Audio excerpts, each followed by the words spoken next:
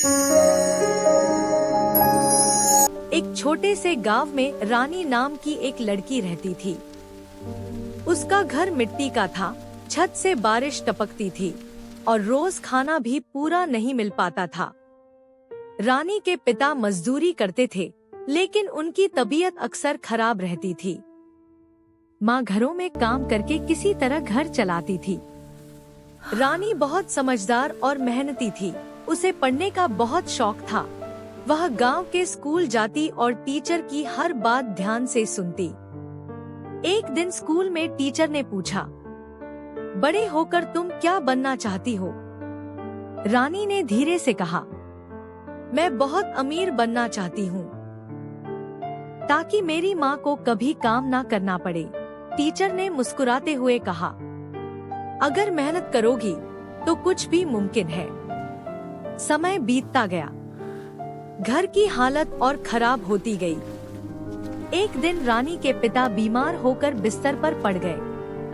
अब घर की पूरी जिम्मेदारी रानी और उसकी माँ पर आ गई। रानी सुबह स्कूल जाती और शाम को गांव के घरों में काम करने लगी, बर्तन धोना, झाड़ू लगाना।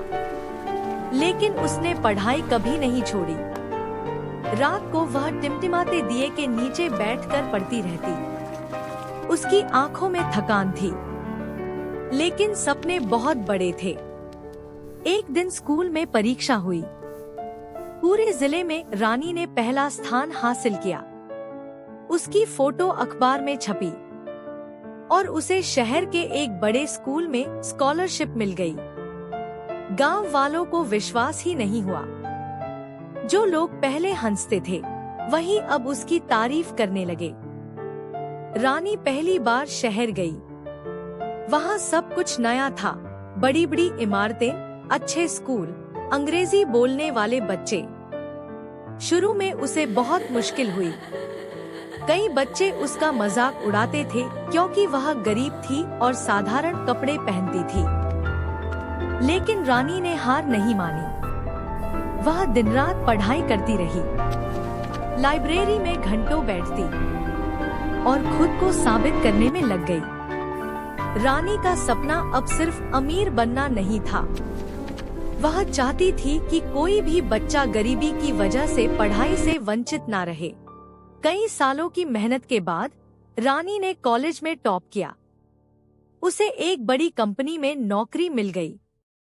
लेकिन उसने नौकरी करने के बजाय खुद का छोटा सा बिजनेस शुरू किया। शुरुआत बहुत मुश्किल थी। कई बार नुकसान हुआ। लोग बोले, तुमसे नहीं होगा। लेकिन रानी डटी रही। धीरे धीरे उसका बिजनेस चलने लगा, फिर बढ़ता गया और कुछ ही सालों में वह एक सफल बिजनेसवुमन बन गई। आज रानी के पास सब कुछ था, बड़ा घर, पैसा, सम्मान। लेकिन उसने अपने सपनों को नहीं भुलाया। उसने अपने गांव में एक बड़ा स्कूल बनवाया, जहां गरीब बच्चों को फ्री में पढ़ाया जाता था। उसकी माँ अब आराम करती थी और गांव के लोग उसे गर्व से देखते थे।